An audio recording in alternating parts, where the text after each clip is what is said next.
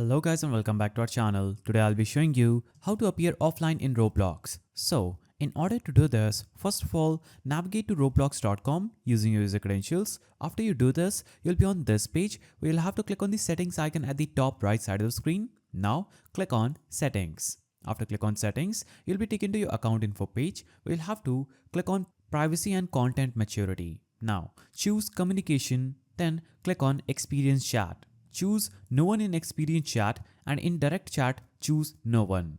Go back, choose party, then choose no one. Then in group party also choose no one. Choose camera input and make sure it is turned off. Now, after you do this, go back and click on visibility and private servers, choose visibility and make sure it is set at no one.